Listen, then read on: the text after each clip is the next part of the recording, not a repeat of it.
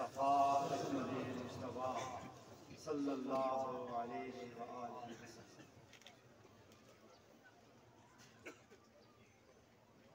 अल्लाह जल्ल शानहू का बेपनाह एहसान है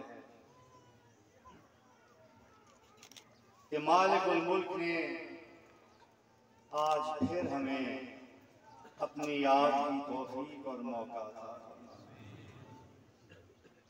अल्लाह की बेपनाह इनायत है कि उसने अपने जिक्र की इस बस्ती में हमें जमा होने की तौफीक अता फरमाई ताकि हम गौसुल मुअज़्ज़म सरकार मौलवी आला हज़रत अलहाज पीर नज़ीर अहमद रहमतुल्लाह अलैह की याद में इनेकाद पज़ीर उससे मुबारक में शामिल हो सकें, उन्हें खिराज अक़ीदत पेश कर सकें, उनके अपने पर किए हुए एहसानों को याद कर सकें। और हाज़रीन मोहतरम, आज का दिन ये वाला उर्स बहुत ज्यादा अहमियत का हामिल है, इसलिए कि ये हमारे पीर और मुर्शिद के पर्दा फरमा जाने के बाद ये पहला उर्स है।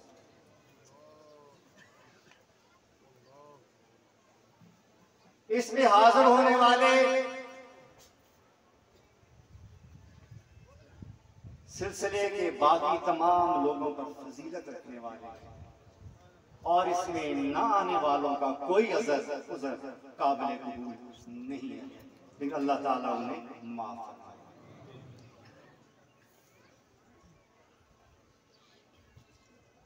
हाज़रीन मोहतरम, जिस अजीम हस्ती की याद में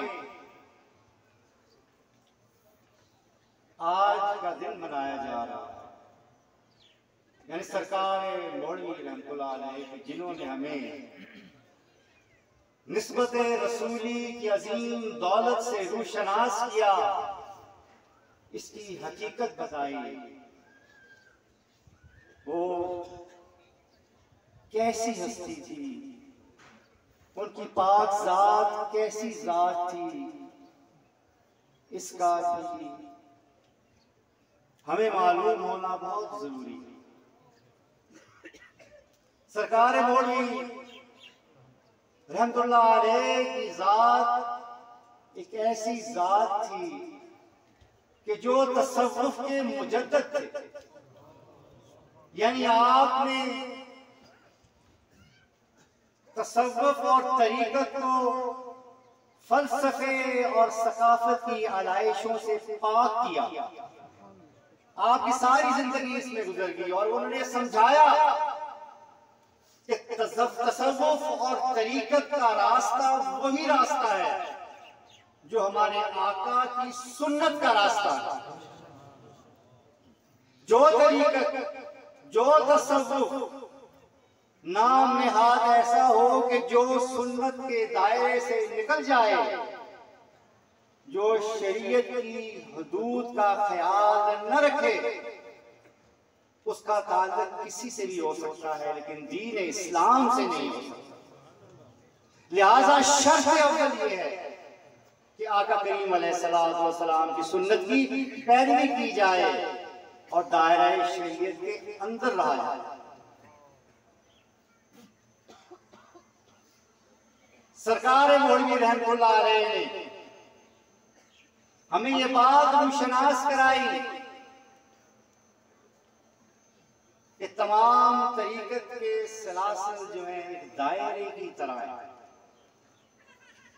जिनका सफर और जिनकी मंज़िल मकसूद उनका मरकज है, उसका सेंटर है।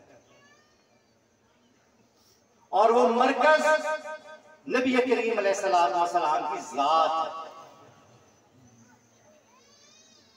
वो सिलसिला निस्बत रसूली है। लिहाजा नक्शबंदी हो, सुहरवर्दी हो, कादरी हो, चिश्ती हों, किसी भी सिलसिले से ताल्लुक रखने वाले हों और उनके मशाइख हों, सबका असल मकसद, सबका मतमए नजर नबी करीम अलैहिस्सलाम की बारगाह तक, आप सल्लल्लाहु अलैहि वसल्लम के कदमों तक पहुंचना है।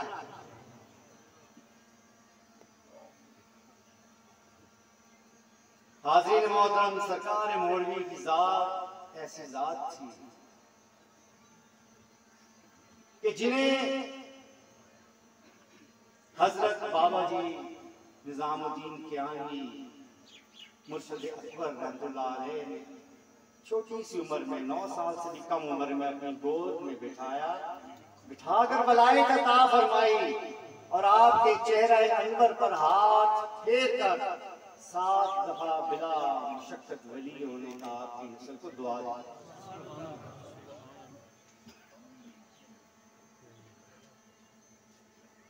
आपकी जात वो जात थी कि जिनका एहतराम और इज्जत आपके वालिद गिरामी भी फरमाते थे। आप सारी जिंदगी बड़े पीर के नाम से याद करते। एक मर्तबा का जिक्र है कि आप अपने तख्तोश पर हजरत बाबा जी साहब रहमतुल्लाह अलैह तशरीफ फरमा थे। हजरत पीर साहब कमरे में दरबार में तशरीफ लाए तो बाबा जी साहब थोड़ा सा ऊंचा हुए हाथों के सहारे, जिस तरह इंसान किसी इज्जत के लिए, तकरीम के लिए अपने आप को ऊंचा करता है। तो बाबा जी साहब के दरबार में हर वक्त उलमा और मशाइख बैठे रहते थे, खुलफा मौजूद होते थे। सरकार मौलवी जब बाहर चले गए तो उसके बाद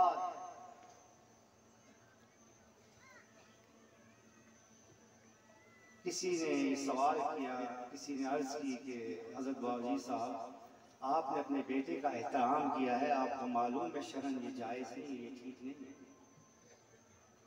तो हजरत बाबा जी साहब रहमतुल्लाह अलैह ने इरशाद फरमाया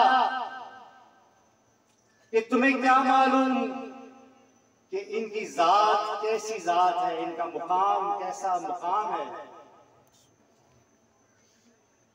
इनका मुकाम मेरे से 18 गुना आगे है और इनकी तलवार मेरे से 18 गुना आगे लगती है। और अगर बाप बेटे का रिश्ता ना हो तो जब ये मोड़ा शरीफ तशरीफ ला रहे हो और मुझे मालूम हो जाए तो मैं कुलडने तक इनके इस्तकबाल के लिए जाऊं। ऐसी जात थी सरकार मौलवी। हाज़रीन मोहतरम, ये महफिल आशिकों की महफिल, आजिजों की महफिल, अपने नफ्स के साथ जंग करने वालों की महफिल। आपको शेर शाह गाजी, कुतुबुल अफ्ताब, गौस मिल्लत, आला हजरत अलहाज पीर हारून रशीद रहमतुल्लाह अलैह का वक्त याद होगा।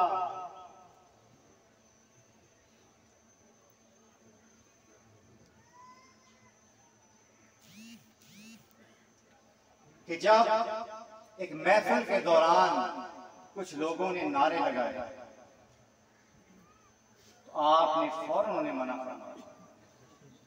लिहाजा आप ये बात ज़हन नशीन कर लें, ये याद रखें,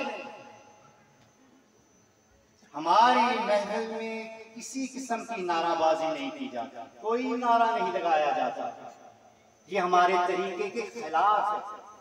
इसलिए कि हमारे पीर और मुर्शिद फरमाया करते थे कि ये गुनाहगारों की महफिल है, ये आजिज़ों की महफिल है, ये रब के हुजूर अपने गुनाहों की भीख मांगने वालों की महफिल है।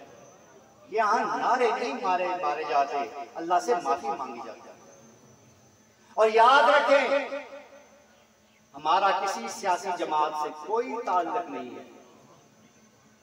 हमारी जमात भी निस्बत रसूली है, हमारा तरीका भी निस्बत रसूली है, हमारा मसलक भी निस्बत रसूली है।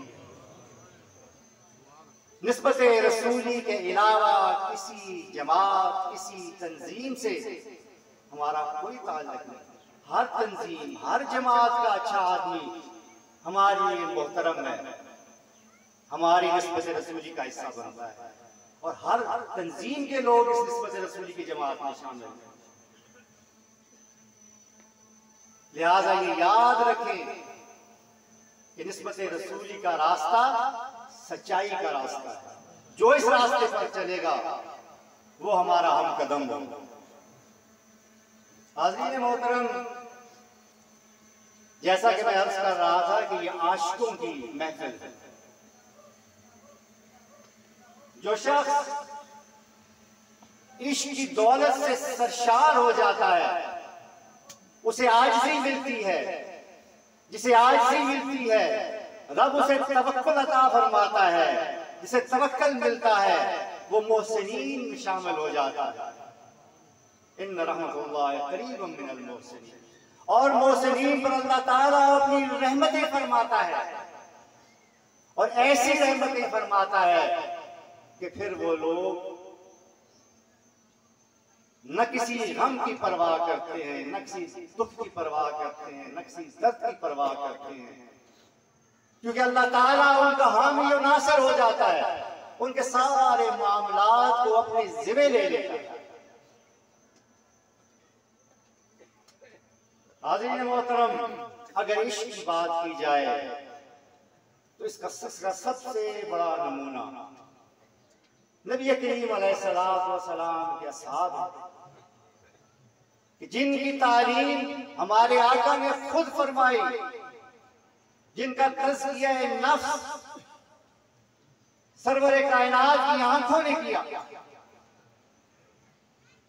उर्वा भी मुसलमान नहीं हुए थे, सुलह हुदैबिया में कुफार का बशीर बन के आया और वापस जाके मुशरिकीन मक्का से कहा कि मुशरिकीन की मक्का से कहा कि कुफार के सरदारों, अपने सरदारों से कहा कि सरदारों मक्का के, तुम लोग इस शख्स का मुकाबला नहीं कर सकते, मैं तुम्हारा सफीर बनकर रोम और शाम और मिस्र के दरबारों में गया हूँ, हबशा में गया हूँ, लेकिन मैं किसी कौम को अपने बादशाह का, अपने लीडर का इस तरह एहतराम करते नहीं देखा, इस तरह उस कौम के सीनों को इश्क से सरशार नहीं देखा जिस तरह के इन मुसलमानों के सीनों को देखा है कि वो इस तरह मोहम्मद से मोहब्बत करते हैं। कहता है कि वो हुजूर फरमाते हैं सैयदना मोहम्मद मुस्तफा सल्लल्लाहु अलैहि वसल्लम तो पानी नीचे नहीं गिरने देते साहबा इकराम, वो अपने हाथों में लेकर अपने जिस्म से मल देते। आप लुआब दहन निकालते हैं तो साहबा इंतजार में खड़े होते हैं, वो अपने हाथों पर उसे लेकर अपने जिस्म से, अपने चेहरों से मल लेते हैं, और जो साहबा उस वक्त मौजूद नहीं होते, देर से पहुंचते हैं, वो दूसरे साहबा के हाथ जिनके अभी गीले होते हैं उसको मस करके अपने हाथों पर लगा देते। तुम भला इनसे कैसे मुकाबला? याद रखें कि इश्क की सबसे पहली मंजिल, इश्क का दरवाजा और इश्क का बाब अताअत है, फर्मा बरदारी है। अगर अताअत नहीं तो फिर कोई इश्क नहीं। इश्क का पहला इम्तिहान और पहली सीढ़ी अताअत है। एक मर्तबा हजरत अब्दुल्लाह बिन मसूद मस्जिद नबी में तशरीफ ला रहे थे, कुछ देर हो गई, नबी करीम अलैहिस्सलातु वस्सलाम खुतबा फरमाने के लिए मस्जिद में तशरीफ ले आए और अचानक उनके कानों में आवाज आई, बैठ जाओ। आपने वैसे साहबा इकराम से इरशाद फरमाया कि जब तशरीफ ले आए सारे साहबी बैठ गए। अब्दुल्लाह बिन मसूद जहां थे वहीं बैठ गए। खुतबे के बाद साहबा इकराम निकले तो उन्होंने देखा कि अब्दुल्लाह बिन मसूद अजीब तरीके से बैठे हैं। दरवाजे की दरवटनी जो होती है, दहलीज जो होती है, एक कदम उसके बाहर है, एक अंदर है, और दहलीज के ऊपर बैठे हैं।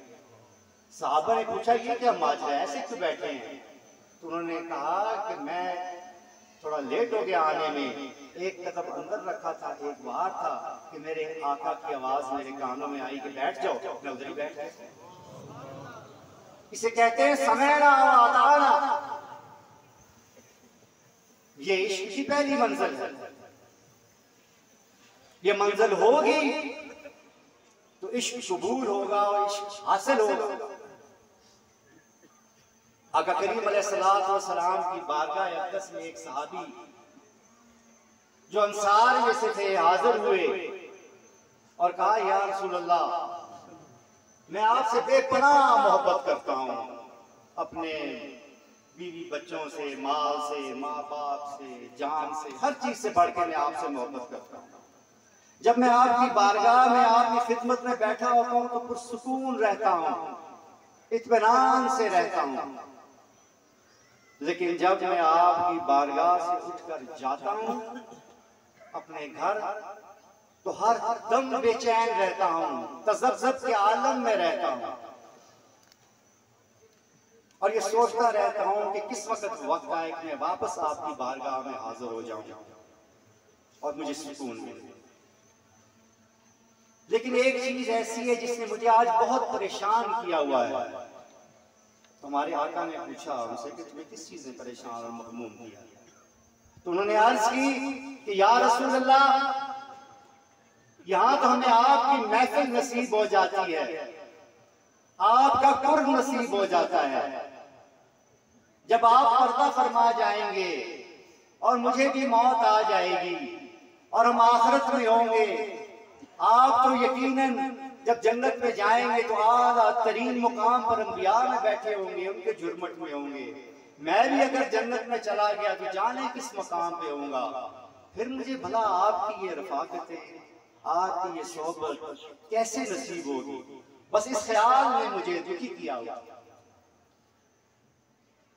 आका करीम अलैहिस्सलाम ने तवक्कुफ फरमाया, खामोश हो गए कुछ देर के लिए और जिब्राइल अमीन तशरीफ लाए, आका की बारगाह में हाजिर हुए और वही नाज़िल हुई, वमन युतिउल्लाह व रसूल फउलाइका मअल्लज़ीना अनअल्लाहु अलैहिम मिनन नबिय्यीन व सिद्दीकीन व शुहदा व सालिहीन व हसुन उलाइका रफीक़ा। जिसने अल्लाह और उसके रसूल की अताअत की वो उन लोगों के साथ होगा कि जिन पर अल्लाह का इनाम है। वो अंबिया के साथ होगा, सिद्दीकीन का साथ होगा, शुहदा के साथ होगा, सालिहीन उम्मत के साथ होगा। बेशक बहुत अच्छे रफीक। इस पर आका करीम अलैहिस्सलाम ने उन अंसार सहाबी को वापस बुलाया और ने कहा कि अल्लाह ताला ने तुम्हें जवाब दे दिया है, तुम्हारी रफाकत का बता दिया है, उसे मुबारक। यानी कि अगर आप अल्लाह और उसके रसूल